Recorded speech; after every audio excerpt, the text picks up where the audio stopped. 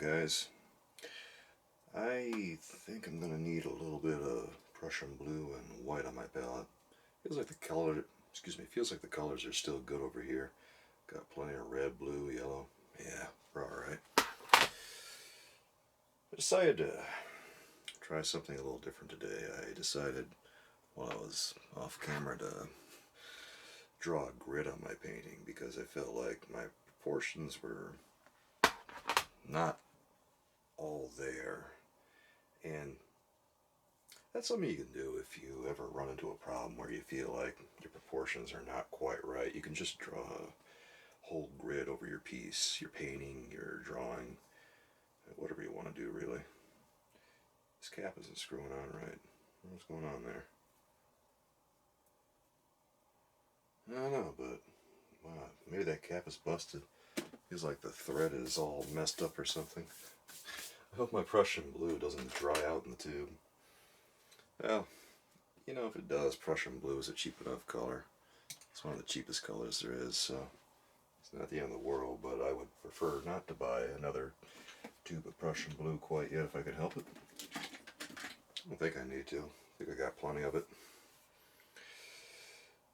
Sometimes there's a reason you use the colors you use because sometimes they're just inexpensive and you get the most out of them. That's why a lot of people use phthalo green. It's cheap, you get a lot out of it. Lasts a while. God, where's all this paint coming from on this tube? Getting it all over my hands. I don't know. Sometimes paint just gets in the strangest places. And it's just nothing you can do about it. If you ever start oil painting, you know what I'm talking about. Paint just finds its way all over you, no matter what you do. So, I guess if you're going to start doing this, be sure you're painting in a spot where you don't care if you get paint all over it. Otherwise, you or your loved ones are going to be pretty upset with you by the time you're done painting. Heck, sometimes people get upset with me just for painting regardless. Alright guys, let me show you this grid that I've been talking about. Let's start real simple by just focusing on this square down here. It might be how we do things for a little while going forward, just until I feel like all the proportions are right. Yeah, let's do that. Real simple stuff. I'm going to mix up a flesh tone, and then we're going to mess around with the sheet. Actually, I feel like I got a lot of this right, but also I feel like I didn't quite get everything right. Yeah, same old, same old. Well, don't be too proud. Just do what you got to do. Do what you got to do.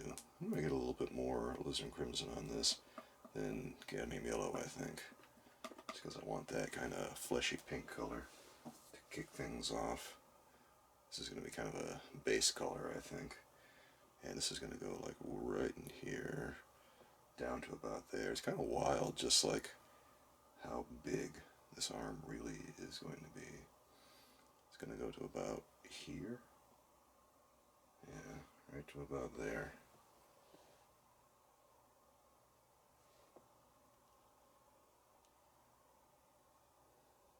There. And then we're going to curve this down. And that should be about good. That's looking a little bit more robust than it was. I recommend drawing a grid if you ever find yourself in doubt about the way you think a painting is going. Don't feel bad about putting a grid in, because when you think you have your proportions about right, sometimes it'll surprise you.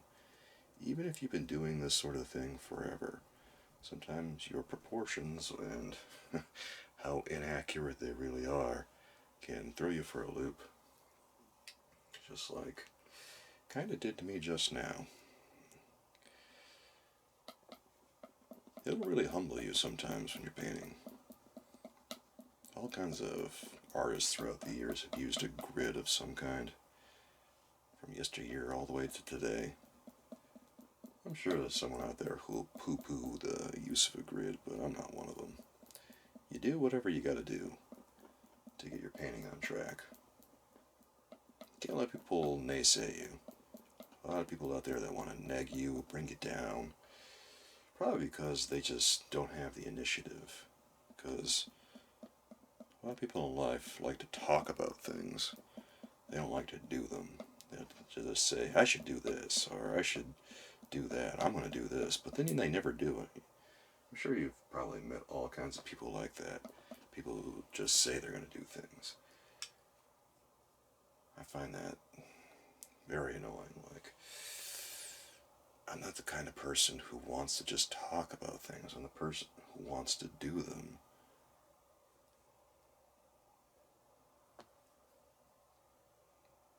Like, you get all kinds of people who say certain things like, I want to stream or something. I want to become a streamer or make videos. And it's just a case of, if you want to do it so bad, I guess you better just do it. There's no other way to get around it. If you're going to do it, just do it. Or, I guess if you're not, I mean, that's cool too, but it's not for everyone. And that's okay too. Some people try things and they find out it's not for them. We've all been there, haven't we? Oh yeah, I've been there. I tried a bunch of things out in my life and found out, I don't know about this. This is some nonsense what I'm doing right now. High school sports. In hindsight, I wish I would have quit. I was on the wrestling team in my high school. In hindsight, I think I wish I would have quit that sport. A lot of guys have regrets about not winning a championship or something like that, or not going as far as they think they should have. I have regrets not quitting. I should have just called it good. Because I got a lot of injuries when I was doing it, unfortunately. I don't look back on it all that fondly. A lot of disappointments from back then. I wish I would have just done something else that I think would have made me happier. So, I got a lot of regrets in life. Everybody's got regrets. You get people say they don't want to have regrets, and I mean, that's nice. But one way or another, you're going to have them. You think you won't, but you will. There's always something. There's always something, guys. No matter how well-meaning you are, no matter what you try and do, you'll screw up. That's what life is all about, is just screwing up and seeing how you cope with it. Sometimes it feels like you're being tested constantly by some unknown force. Well, yeah, that's just life, right? Life has funny ideas about the way things should go. I'm looking for kind of a brown color here.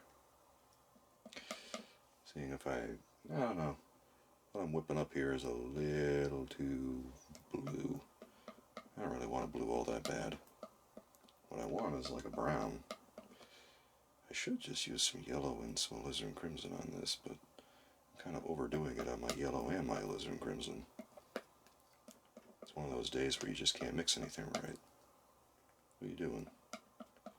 There. I think we finally found something that'll work. It's a very dark, kind of greenish color right here. It's almost like a bruise. It's weird. Well, maybe not a bruise, but same kind of feel. Boom. That looks pretty decent. Just throwing a few things in here. It's looking real nice. Maybe we'll bring it all the way down here. Yeah, that's an idea.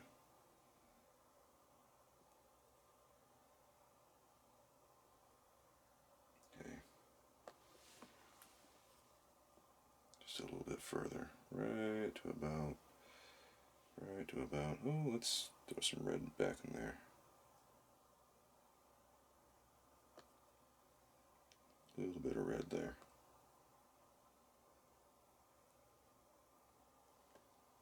Right about here.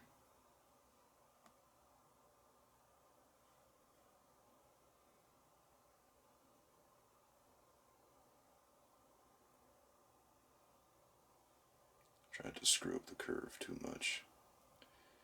I'm sure you guys have noticed. Sometimes you get really into painting when you're doing it, and it's kind of hard to talk. Sometimes you get really, really focused, and yeah, it does get tough to chat. But I still like talking to people while I'm doing this. We were pretty quiet for a while doing this, weren't we? Yeah, a little bit. I wish I had a good answer for why I was. I think I just felt like I wanted to wipe the slate clean. Does that make sense? I don't know. Maybe it does, maybe it doesn't. Yeah, just kind of wanted to wipe the slate clean, try something new. Just get back to basics and start painting. Because I won't lie, I guess my first love always has been painting. Seems like there's a lot more love for oil painting than there is for watercolor painting. I did some watercolor paintings on my channel when I was doing my ASMR painting stuff, and it didn't seem like there was a lot of love for the watercolor stuff, even though you'd think that the sound of rinsing brushes and everything would be very relaxing for people. I mean, it's literally water. But, I don't know. I guess people just responded more to oil painting. I'm in pain in my shorts. That muddy gray is getting all on my shorts. The edge just went over the palette there. It's not too bad though. Guys, if you care about your clothes at all, if you care about your clothes, you might want to consider getting yourself a pair of painting clothes, or just wearing clothes that you just don't really care that much about. You might not want to wear your regular clothes when you're doing this, because you will probably get paint on yourself. Eventually, it'll probably happen.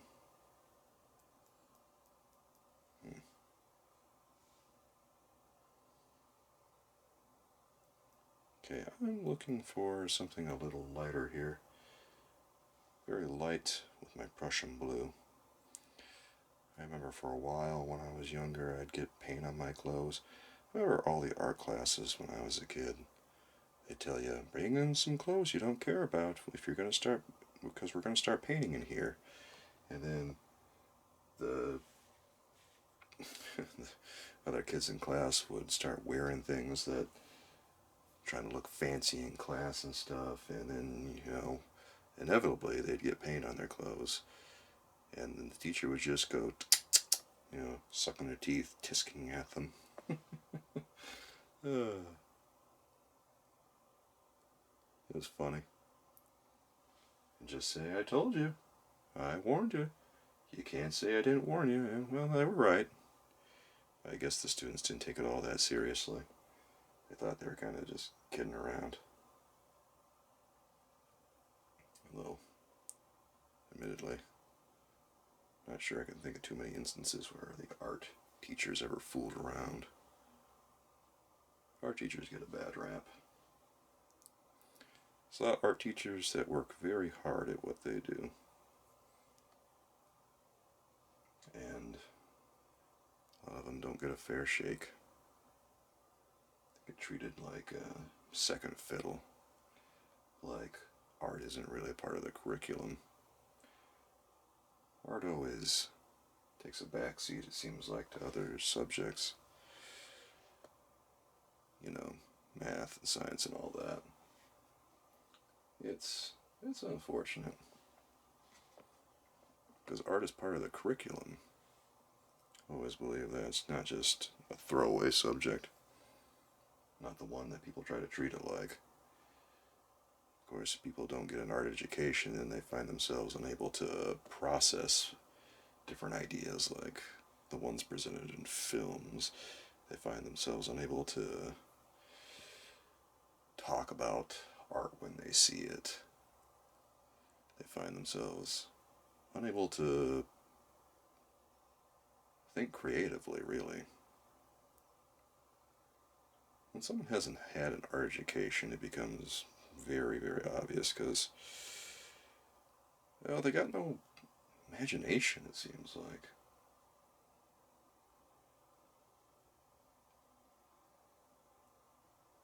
It's tragic, but it is a sad reality of life. The arts is undervalued, underfunded. So always talk about math and science, but never talk about broadening the arts. Never talk about culture. I think that's the big thing, is that there's a there's not a lot of emphasis on culture.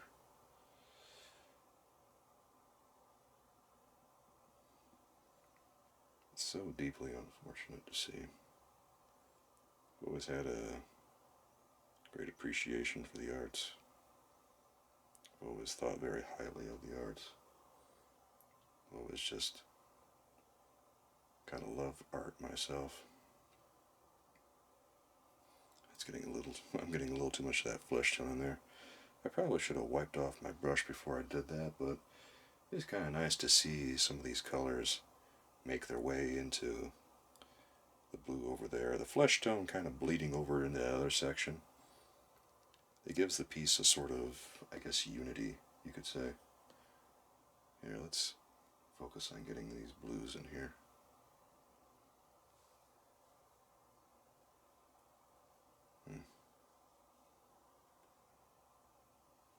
There we go. Looking better and better constantly. This shirt is going to go all... There's a shirt sleeve that's kind of attached here that goes all the way right there. All the way right there. It's a very pretty looking. It's understated, but God, it's a really attractive color.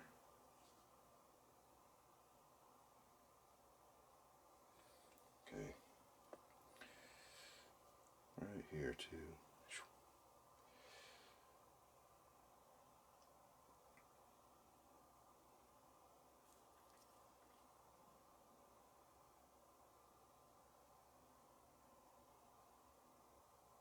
Let's see here. Can we get that right there? Some of these folds are very tricky to represent, but I think we can get it. I'm using a little bit stronger color than I think the painting really calls for, because, well, I'm just trying to show the color a little bit more strongly from each color that I use.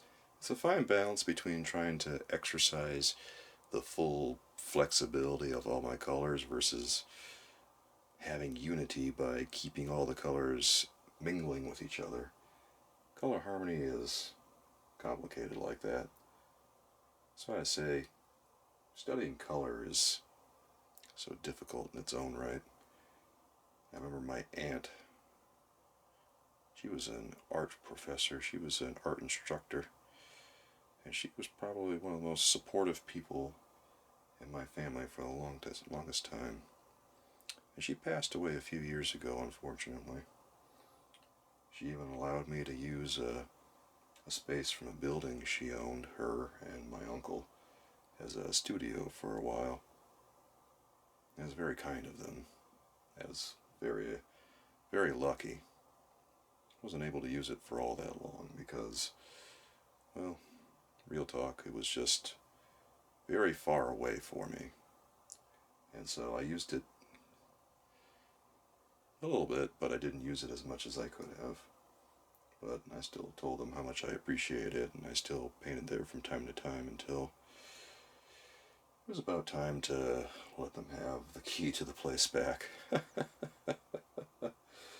But, you know, I was just very fortunate that I had a space where I could do some art and not have to worry about people barging in and all that. Of course, now that all those opportunities are gone. I just paint all by my lonesome here.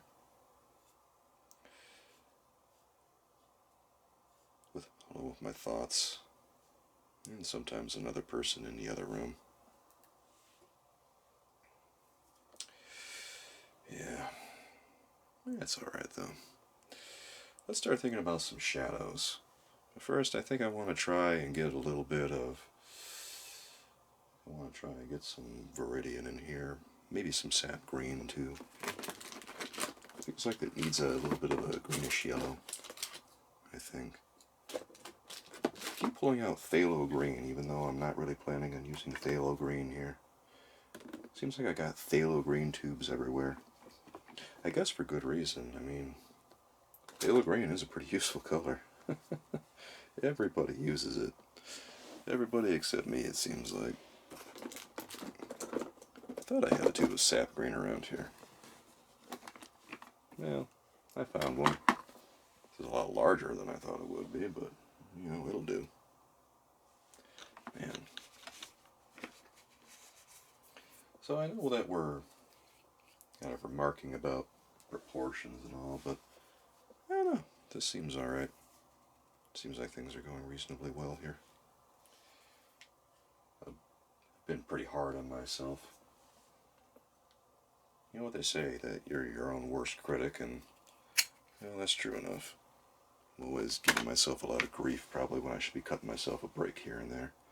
But you don't wind up with great art by taking it easy on yourself, I don't think. There's the facts right there. Alright, so I've got a little bit of white mixed in with this. Let's see how that looks. Yeah, I think that's probably going to be a pretty good color, just set down as it is right here. I don't know, man. No, that's a very pretty looking color right where it is. I like that a lot.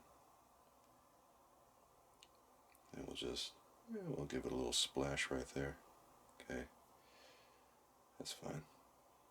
Right there. Now let's lighten things up, because we don't want that color quite like that. Not really. I want something with a little bit of oomph on it. Okay. Let's see how things look. They're not looking too shabby, but I want things a little lighter. Okay.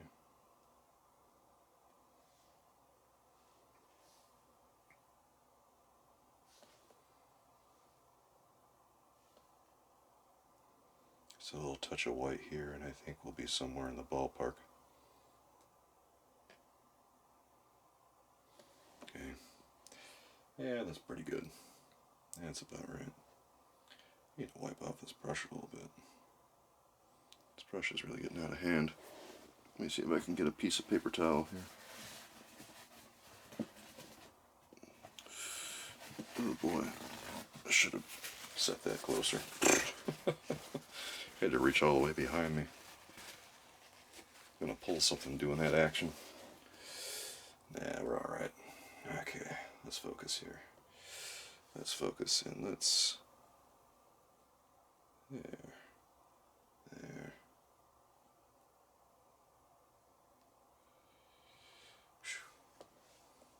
Okay, so this color is very, very unexpected, I think, but I don't know, I see it and it makes me feel good. Let's maybe throw a little bit more of that sap up there. I think we're onto something, guys.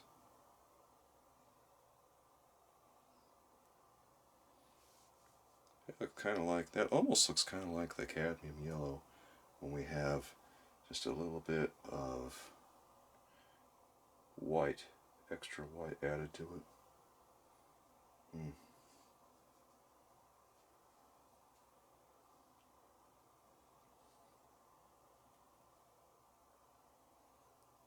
Let's throw something right here, right about there. Yeah.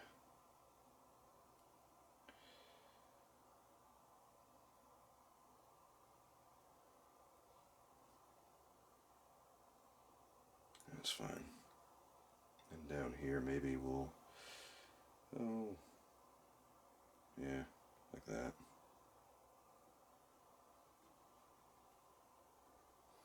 These folds are kind of all over the place. Here, we'll throw another one like right here.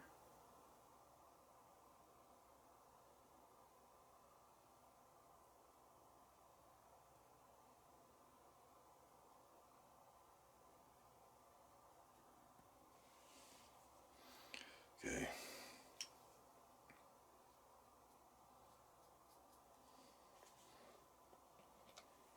With all the lights there, let's maybe think about what's going on in the background over here. Right here, these darks. Probably nothing too exciting. Probably not. Let's just do something a little violet, I guess. A little ultramarine. There's some crimson. Touch of mud. That mud will lighten it up a little bit.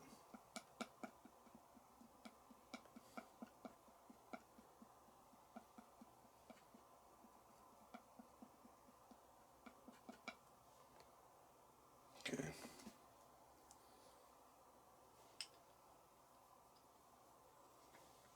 Let's add a touch of the alizarin crimson to that.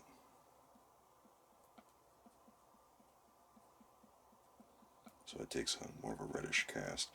And because of that, that slightly greenish yellow will contrast nicely with it, I think.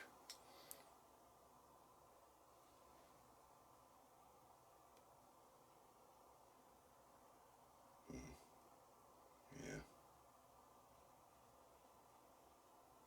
Look at the way that reddish violet plays against that greenish yellow, or that yellowish green, I guess I should say. Okay.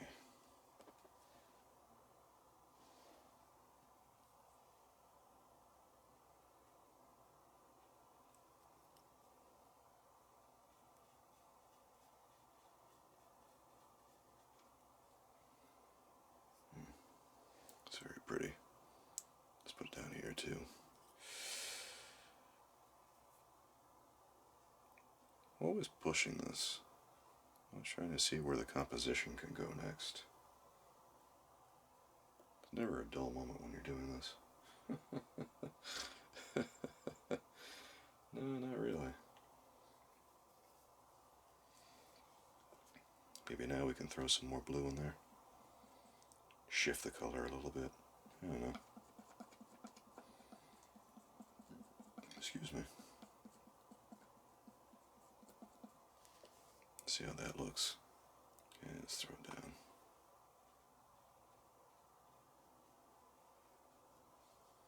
Yeah. Maybe we'll even throw some ultramarine splashes in there. That's an idea.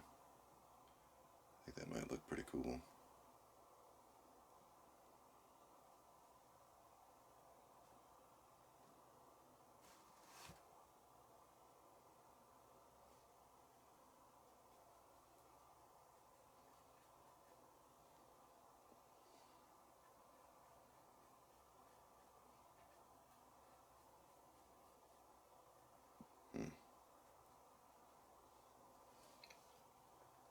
Okay.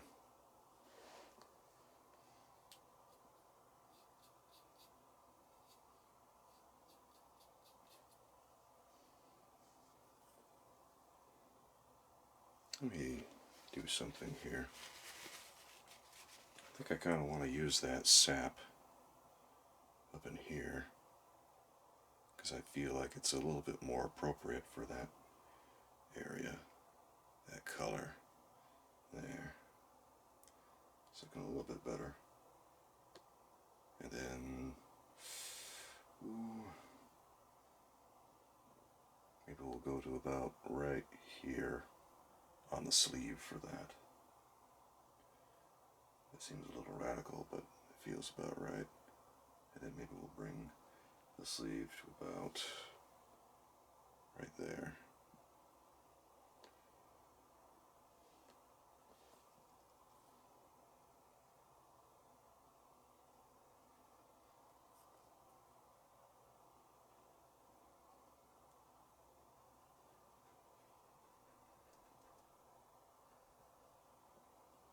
maybe we haven't pushed this far enough. Maybe this is going further than we think it is. Yeah, maybe. Here, let's do a little something. Let's do this. Let's take some of the fleshy colors that we have, and let's just add something over here, since I guess we're not going far enough yet. Because this should be about yay far.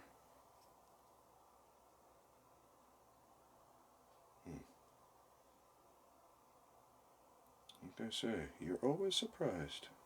There is never a dull moment. Alright, right about in here, right about there, is where there's going to be that sleeve coming down. Right there. Right there. And then we'll just fudge this flesh tone a little bit. Bring this over in here.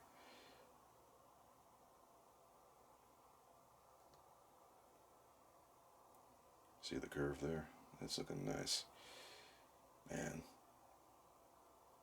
Well, I'm not even going to be mad. Nah, it ain't worth being mad at. It's just interesting. It's interesting to look at. It's interesting to think about.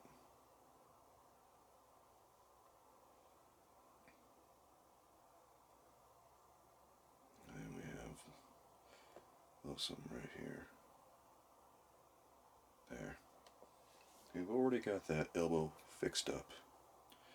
Now I just need to get a little bit of the blue in there. For this color right here. Almost.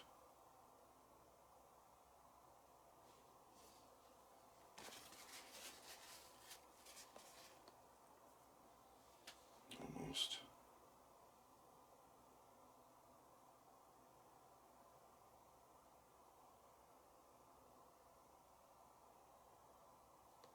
It's okay, we're on the right track.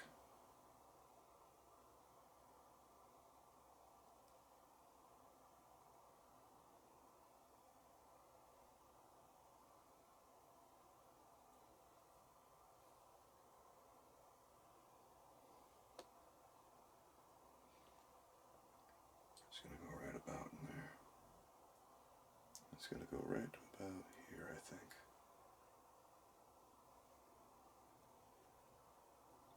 That's about how far the arm's going to go. And now I've got that shape. It's looking a lot nicer. Let's see if real quick we can maybe whip up a shadow color. I don't know. Might be tough to pull off, but let's see if we can do it. This might be a little bit... I think we need a little bit of violet in here to make it work. Yeah. A little bit of violet. Very, very light violet. Let's see how that looks. It's a little dark for what we need.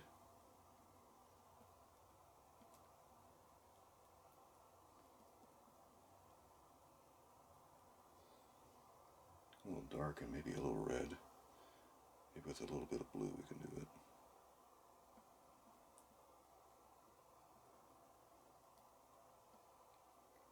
There's a lot of blue in shadows.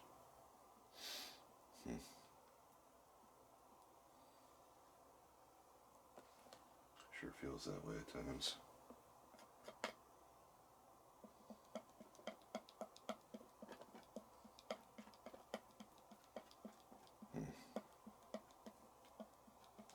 I'm just kind of scraping all those colors because the palette is getting so full. Hoping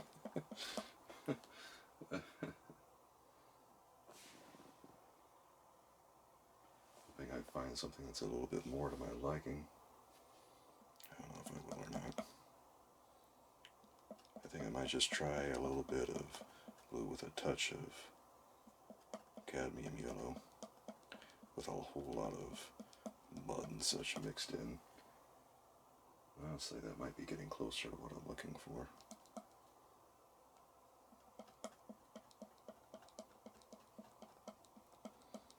Just a very, very dark green color. Let's see what that looks like. Let me put it in these.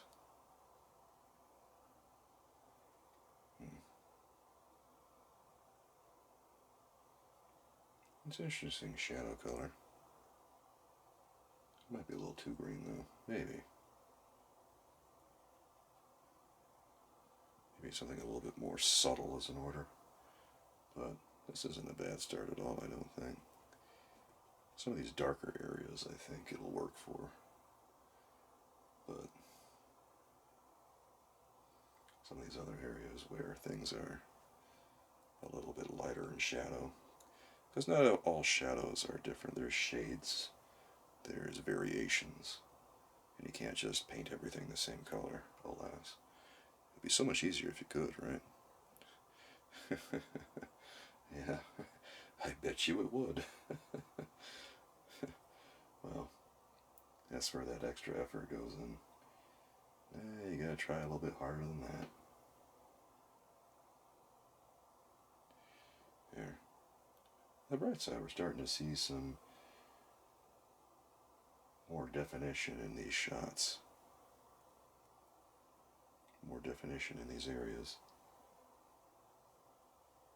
It's making me feel good about everything. It's making me feel like we're really doing things right.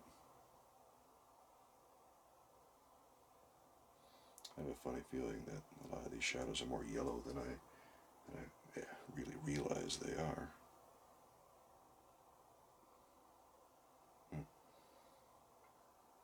Sometimes it's just fascinating to think about, fascinating to look at. What about, let me try something right here. How's this look? Maybe a little bit yellow, but overall not bad. That's a pretty good looking color actually. That might work for some areas over here, like over in here.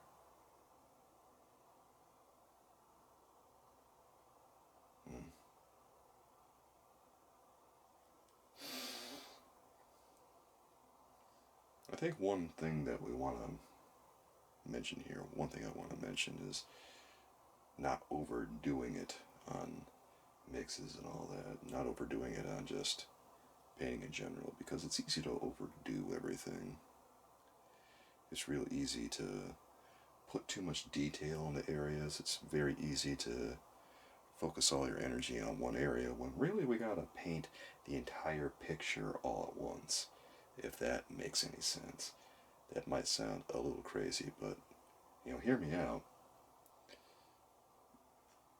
Painting the entire picture all at once is what we call looking at the big picture.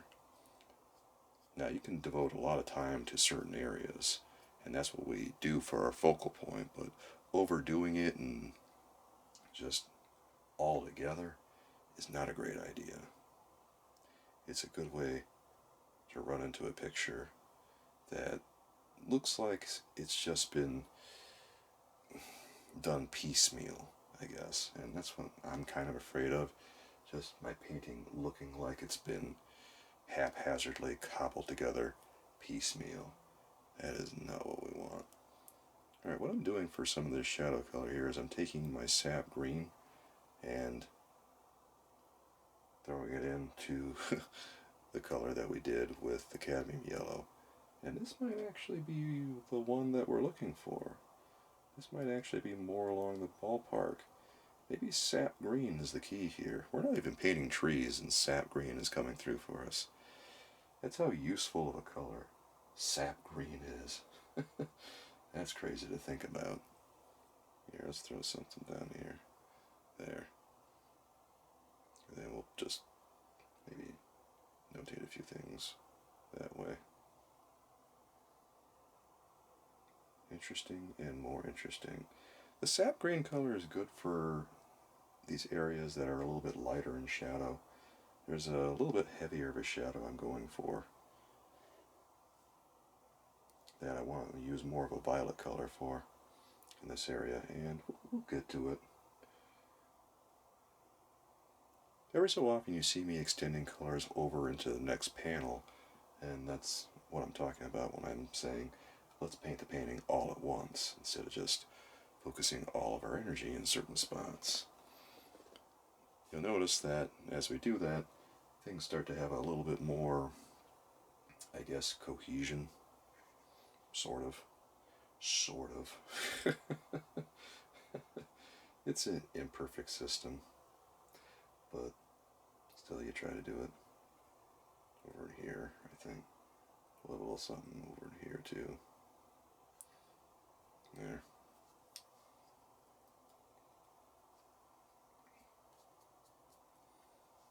And then right smack in the middle here, I think there's going to be a little bit more of that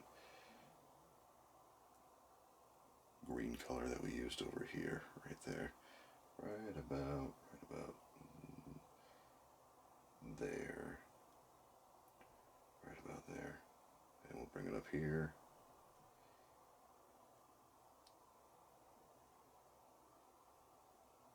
I might need to bring this over just a little bit.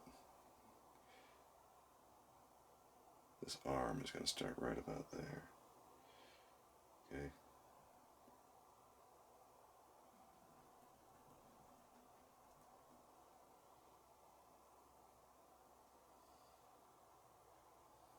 Okay. Better and better.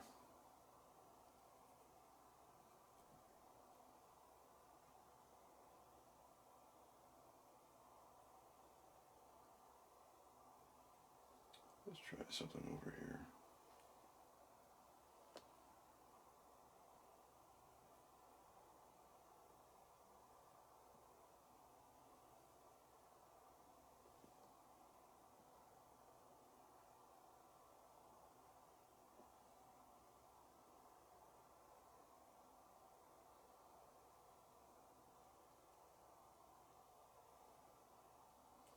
Actually, mixing a little bit of ultramarine into my sap color has got me kind of the shadow color that I think I was looking for. This one right here. That's more like it. That's more like what we're looking for. Very gray violet color. I've been debating about coming back in later with a few more embellishments. A few more splotches of color here and there. Okay. And right about here. That's probably about good for right now. I think we've got this particular section very well decorated. I suppose now's about the time to scrape all this color up. God, we didn't use as much Prussian blue as I thought we would. I thought we used more of it than we did. Well, not that we didn't use any of it, but still. Yeah, I got another hair in my paint. That's no good. I think this might be from the brush. Well, regardless, we don't want it in the paint. Because that is gonna... Well, it's not ideal, we'll put it that way. It's usually... Texture... Well, you're better left doing the texture yourself than putting the texture in your painting. I don't know, a lot of guys used to experiment with texture way back when. I remember Van Gogh put sand in his paintings for a little while, and well, I'm not sure it was like the grand idea he thought it was. I guess it was kind of cool. Not sure they're very archival. I have no idea. There's a lot of inert stuff that people put in their paints. Like titanium white. You can put all kinds of things in your titanium white to make it behave differently. Like, there's all kinds of things people put in it to make it behave like lead white. And you don't need to paint with lead white. There's a lot of oil painters out there that think they have to for some reason, but there's not a lot of reason to anymore. It's not as good as people make it out to be. It's just too poisonous. It's not that archival in the long run. People act like we don't know what's going to happen to titanium white, but I mean, we could make an educated guess. Probably not that much. There's a lot of fear mongering that goes along with using titanium white. but the color's been around for a very long time, longer than you think it would be, and it's not going anywhere. Alright, I think we got everything pretty much mixed up for our next paint session, so let's try to clean our hands off here. Maybe let's wipe the brush off too while we're at it. Alright. And next time we're gonna try focusing on another tile. Let's see where that takes us, because the first one went pretty well, I think. Obviously it's not done, but I think most of what we're doing here is just making sure all the proportions are corrected. Because some of these proportions are not what we thought they were. Well, we're going to get them corrected.